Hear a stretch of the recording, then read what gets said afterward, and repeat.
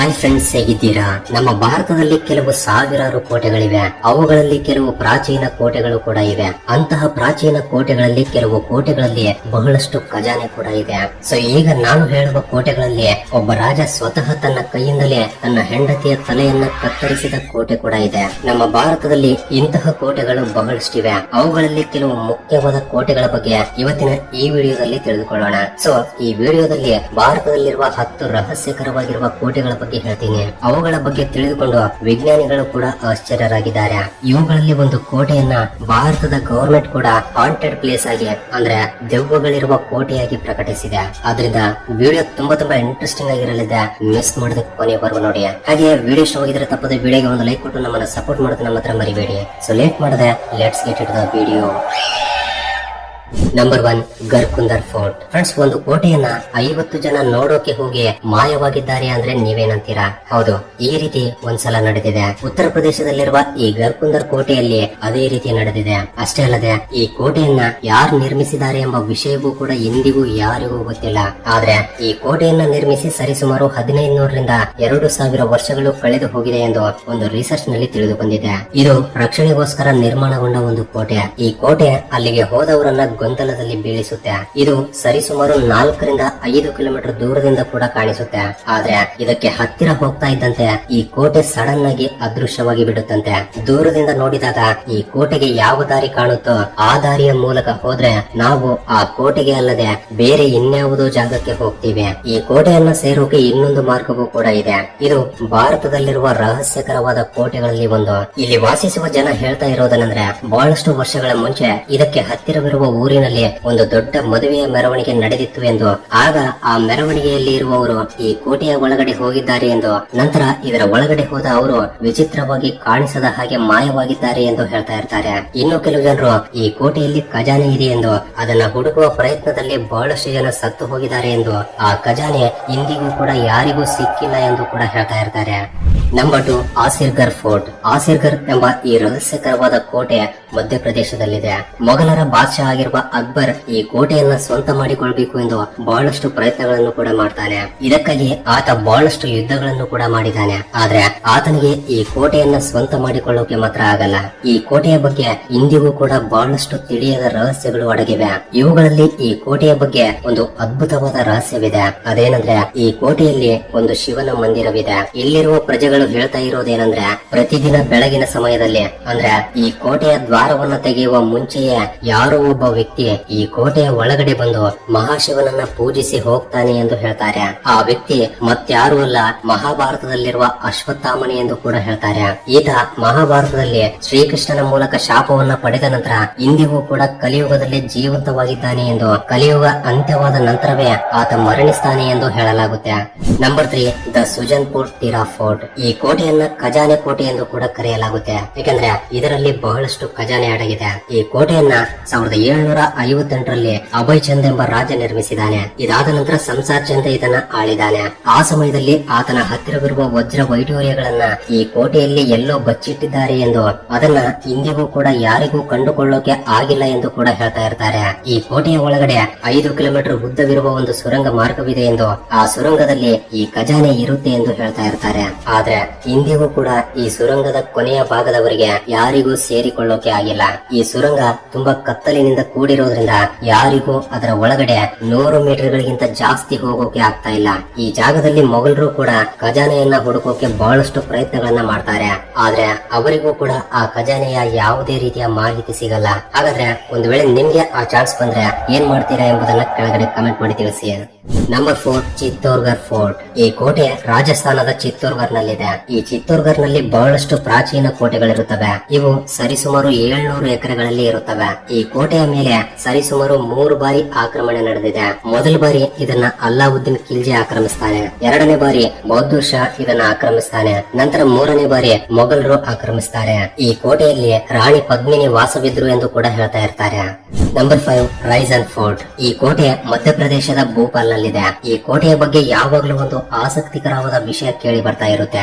ಅದೇನಂದ್ರೆ ಈ ಪ್ರಾಂತ್ಯವನ್ನ ಆಳಿದ ರಾಜ ಈ ಕೋಟೆಯಲ್ಲಿ ಸ್ವತಃ ತನ್ನ ಕೈಯಿಂದಲೇ ತನ್ನ ಹೆಂಡತಿಯ ತಲೆಯನ್ನ ಕತ್ತರಿಸಿದ್ದಾನೆ ಎಂದು. ಈ ಕೋಟೆಯನ್ನ 1280ರಲ್ಲಿ ನಿರ್ಮಿಸಿದ್ದಾರೆ. ಆ ಸಮಯದಲ್ಲಿ ಈ ಕೋಟೆಯನ್ನ ರಾಜ ಪುರನ್ಮಾಲ್ ನಿರ್ಮಿಸಿದ್ದಾರೆ. ತನ್ನ ಹೆಂಡತಿ ತನ್ನನ್ನ ಮೋಸ ಮಾಡಿರೋದ್ರಿಂದ ಆತ ತನ್ನ ಹೆಂಡತಿಯ ತಲೆಯನ್ನ ಕತ್ತರಿಸಿದ್ದಾನೆ ಎಂದು ಹೇಳಲಾಗುತ್ತೆ. ಇಲ್ಲಿನ ರಾಜಸೇನೆಯ ಹತ್ರ ಎಂತಹ ಕಲ್ಲು ಇತ್ತು ಅಂದ್ರೆ ಅದು ಕಬ್ಬಿಣವನ್ನು ಕೂಡ ಬಂಗಾರವನ್ನಾಗಿ ಮಾಡ್ತಾ ಇತ್ತಂತೆ. ಆಗಿನ ಸಮಯದಲ್ಲಿ ಈ ಕಲ್ಲಿಗಾಗಿ ಬಹಳಷ್ಟು ಯುದ್ಧಗಳು ಕೂಡ ನಡೆದಿವೆ ಎಂದು, ಆ ಯುದ್ಧದಲ್ಲಿ ಕೊನೆಗೆ ಈ ರಾಜ ಸೋತು ಹೋಗಿದ್ದಾನೆ ಎಂದು ಹೇಳ್ತಾ ಇರ್ತಾರೆ. ಇದರಿಂದ ಆತ ಆ ಕಲ್ಲನ್ನು ಒಂದು ಕಾಲುವೆಯಲ್ಲಿ ಬಿಸಾಕ್ತಾನೆ. ಆ ಕಲ್ಲು ಇಂದಿಗೂ ಕೂಡ ಯಾರಿಗೂ ಸಿಕ್ಕಿಲ್ಲವೆಂದು ಒಂದು ರಿಸರ್ಚ್ ನಲ್ಲಿ ತಿಳಿದು ಬರುತ್ತೆ. Number 6 Shergarh fort. ಈ ಕೋಟೆ ಬಿಹಾರ್ ರಾಜ್ಯದ ರಹತ ಜಿಲ್ಲೆಯಲ್ಲಿದೆ.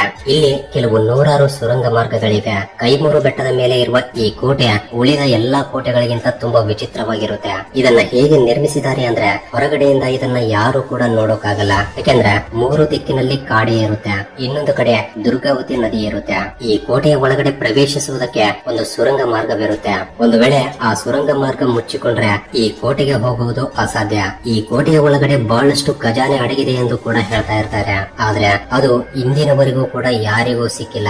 ಈ ಕೋಟೆಯಲ್ಲಿರುವ ಎಲ್ಲಾ ಸುರಂಗ ಮಾರ್ಗಗಳು ಒಂದೇ ಒಂದು ಸುರಂಗ ಮಾರ್ಗಕ್ಕೆ ಕೊನೆಯಲ್ಲಿ ಕನೆಕ್ಟ್ ಆಗುತ್ತವೆ. ಆದ್ರೆ ಜನರು ಈ ಸುರಂಗದೊಳಗಡೆ ಹೋಗೋಕು ಕೂಡ ಇಂದಿಗೂ ಭಯ ಪಡ್ತಾ ಇರ್ತಾರೆ. ನಂಬರ್ 7 ಶನಿವಾರ್ ವಾಡ. ಈ ಕೋಟೆ ಮಹಾರಾಷ್ಟ್ರದ ಪುಣೆಯಲ್ಲಿದೆ. 1773ರಲ್ಲಿ ಇಲ್ಲಿನ ರಾಜನಾಗಿರುವ ನಾರಾಯಣ್ ರಾವ್ ತುಂಬಾ ಚಿಕ್ಕ ವಯಸ್ಸಿನಲ್ಲಿ ಸತ್ತೋಗ್ತಾರೆ. ಅದು ಕೂಡ ಆತನ ಕುತ್ತಿಗೆಯನ್ನ ಕೊಯ್ದು ಸಾಯಿಸ್ತಾರೆ. ಆತನನ್ನ ಸಾಯಿಸೋಕೆ ಆತನ ಚಿಕ್ಕಪ್ಪ ಪ್ಲಾನ್ ಮಾಡಿರ್ತಾನೆ. ಅದಕ್ಕಾಗಿಯೇ ಇಂದಿಗೂ ಕೂಡ ನಾರಾಯಣ್ ರಾವ್ ಆತ್ಮ ಈ ಕೋಟೆಯಲ್ಲಿ ಇದೆ ಎಂದು ಅಲ್ಲಿನ ಪ್ರಜೆಗಳು ಹೇಳ್ತಾ ಇರ್ತಾರೆ. ಇಂದಿಗೂ ಕೂಡ ಆ ಕೋಟೆಯಲ್ಲಿ ಆ ರಾಜನ ವಿಚಿತ್ರವಾದ ಶಬ್ದಗಳು ಕೇಳಿ ಬರುತ್ತವೆ ಎಂದು ಪ್ರಜೆಗಳು ಈ ಕೋಟೆಯಿಂದ ಕಾಕಾ ಮುಜೆ ಬಚಾವೋ ಅಂದ್ರೆ ಚಿಕ್ಕಪ್ಪ ನನ್ನನ್ನ ಕಾಪಾಡು ಎಂಬ ಶಬ್ದಗಳು ಕೇಳಿ ಬರುತ್ತವೆ ಎಂದು ಕೂಡ ಹೇಳ್ತಾ ಇರ್ತಾರೆ. ಫೆಬ್ರವರಿ 27, 1828ರಲ್ಲಿ ಈ ಜಾಗದಲ್ಲಿ ಫೈರ್ ಇನ್ಸಿಡೆಂಟ್ ನಡೆದಿದೆ ಎಂದು, ಆ ಜಾಗವನ್ನ ಆರಿಸೋಕೆ ಸರಿಸುಮಾರು 7 ದಿನಗಳ ಸಮಯ ಹಿಡಿದಿದೆ ಎಂದು ಒಂದು ಪರಿಶೋಧನೆಯಲ್ಲಿ ತಿಳಿದು ಬರುತ್ತೆ.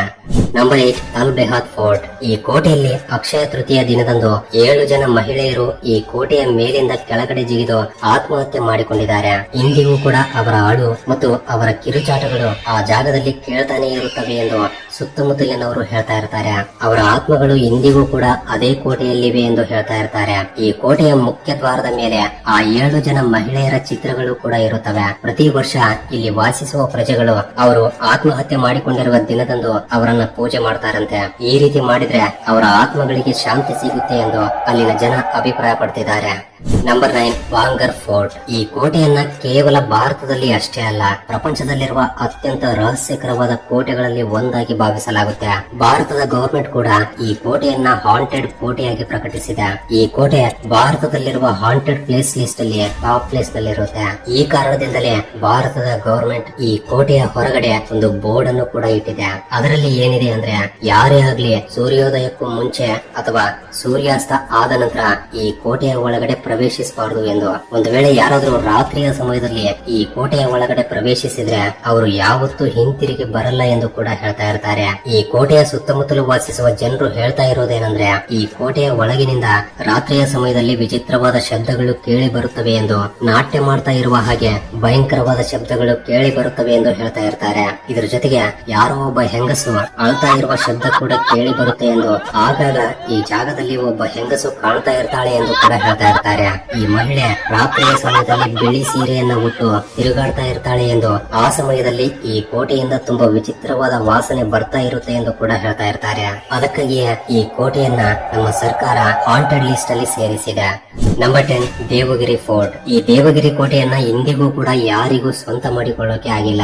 ಇದನ್ನ 9ನೇ ಶತಮಾನದಲ್ಲಿ ಯಾದವರು ನಿರ್ಮಿಸಿದ್ದಾರೆ. ಈ ಕೋಟೆಯನ್ನ ಹೇಗೆ ನಿರ್ಮಿಸಿದ್ದಾರೆ ಅಂದ್ರೆ ಈ ಕೋಟೆಯ ಮೇಲಿನವರೆಗೆ ಯಾರಿಗೂ ಕೂಡ ಸೇರಿಕೊಳ್ಳೋಕೆ ಆಗಲ್ಲ. ಇದಕ್ಕೆ 4 ದಿಕ್ಕುಗಳಲ್ಲಿರುವ ಬೆಟ್ಟ ಗುಡ್ಡಗಳನ್ನ ಸೀಳಿ ಇದನ್ನ ನಿರ್ಮಿಸಿದ್ದಾರೆ. ಶತ್ರುಗಳು ಯಾರಾದ್ರೂ ಇಲ್ಲಿಗೆ ಸೇರ್ಬೇಕು ಅಂದ್ರೆ ಮುಖ್ಯ ದ್ವಾರದಿಂದ ಈ ಕೋಟೆಯ ಮೇಲಿನವರೆಗೆ ಸರಿಸುಮಾರು 1 ಕಿಲೋಮೀಟರ್ ನಷ್ಟು ದೂರವಿರುತ್ತೆ. ಇದ್ರ ಜೊತೆಗೆ ಆ ದಾರಿಯಲ್ಲಿ ಬಹಳಷ್ಟು ದ್ವಾರಗಳು ಕೂಡ ಇರುತ್ತವೆ. ಸೊ ಮೇಲಿನ ಭಾಗಕ್ಕೆ ಹೋಗ್ಬೇಕು ಅಂದ್ರೆ ಆ ಎಲ್ಲಾ ಬಾಗಿಲುಗಳನ್ನ ದಾಟಿ ಹೋಗಬೇಕಾಗುತ್ತೆ. ಒಂದು ವೇಳೆ ಇದನ್ನೆಲ್ಲ ದಾಟಿ ಅಲ್ಲಿಗೆ ಹೋದ್ರೂ ಕೂಡ ಅಲ್ಲಿ 100 ಅಡಿಗಳಷ್ಟು ಆಳವಿರುವ ಒಂದು ಕೆರೆ ಕೂಡ ಇರುತ್ತೆ. ಅದರಲ್ಲಿ ಮೊಸಳೆಗಳು, ಹಾವುಗಳು, ಈ ರೀತಿ ಬಹಳಷ್ಟು ಅಪಾಯಕರವಾದ ಪ್ರಾಣಿಗಳಿರುತ್ತವೆ. ಸೊ ಈ ಕೆರೆಯ ಮೂಲಕ ಪ್ರಯಾಣಿಸುವಾಗ ಖಂಡಿತ ಅವುಗಳಲ್ಲಿ ಯಾವ್ದಾದ್ರು ಒಂದು ದಾಳಿ ಮಾಡುತ್ತೆ. ಒಂದು ವೇಳೆ ಆ ಮೊಸಳೆಗಳನ್ನು ಕೂಡ ದಾಟಿ ಮುಂದೆ ಹೋದ್ರೆ ಅಲ್ಲಿ ಒಂದು ಕತ್ತಲಿನ ಸುರಂಗ ಮಾರ್ಗವಿರುತ್ತೆ. ಅದರ ಒಳಗಡೆ ಹೋದ ನಂತರ ಅವರಿಗೆ ಏನೂ ಕಾಣಿಸುವುದಿಲ್ಲ, ಯಾಕಂದ್ರೆ ಈ ಸುರಂಗ ಪೂರ್ತಿಯಾಗಿ ಕತ್ತಲಿನಿಂದ ಕೂಡಿರುತ್ತೆ. ಆ ಕತ್ತಲಿನ ಪ್ರದೇಶದಲ್ಲಿ ನೋಡುವುದು ಕೂಡ ಅಸಾಧ್ಯ. ಸೊ ಅಲ್ಲಿ ಏನ್ ನಡೀತಾ ಇದೆ ಎಂದು ತಿಳಿದುಕೊಳ್ಳೋಕು ಮುಂಚೆಯೇ ಶತ್ರುಗಳು ದಾಳಿ ಮಾಡಿ ಬಿಡ್ತಾರೆ. ಈ ಕಾರಣದಿಂದಲೇ ಇಂದಿನವರೆಗೂ ಕೂಡ ಈ ಕೋಟೆಯನ್ನ ಯಾರಿಗೂ ಪಡೆಯೋಕೆ ಆಗಿಲ್ಲ. ಸೊ ಇವು ಫ್ರೆಂಡ್ಸ್, ಈ ಎಲ್ಲಾ ಕೋಟೆಗಳಲ್ಲಿ ನಿಮಗೆ ಯಾವ ಕೋಟೆಯ ಇನ್ಫಾರ್ಮೇಶನ್ ತುಂಬಾ ಇಷ್ಟವಾಯಿತು ಕೆಳಗಡೆ ಕಮೆಂಟ್ ಮಾಡಿ ತಿಳಿಸಿ. ಹಾಗೆ ವಿಡಿಯೋ ಇಷ್ಟವಾಗಿದ್ರೆ ತಪ್ಪದೆ ವಿಡಿಯೋಗೆ ಒಂದು ಲೈಕ್ ಕೊಟ್ಟು ನಿಮ್ಮ ಫ್ರೆಂಡ್ಸ್ ಅಂಡ್ ಫ್ಯಾಮಿಲಿ ಜೊತೆ ಕೂಡ ಶೇರ್ ಮಾಡಿ. ಅಂಡ್ ಫಸ್ಟ್ ಟೈಮ್ ಯಾರಾದ್ರೂ ನಮ್ಮ ಚಾನಲ್ ಅನ್ನ ಈಗ ನೋಡ್ತಾ ಇದ್ರೆ ತಪ್ಪದೆ ಸಬ್ಸ್ಕ್ರೈಬ್ ಮಾಡ್ಕೊಂಡು ಪಕ್ಕದಲ್ಲಿರುವ ಬೆಲ್ ಐಕನ್ ಅನ್ನ ಆಕ್ಟಿವೇಟ್ ಮಾಡ್ಕೊಳ್ಳಿ. ಅಂಡ್ ವಿಡಿಯೋವನ್ನು ಕೊನೆವರೆಗೂ ನೋಡಿದ್ದಕ್ಕೆ love you so much guys.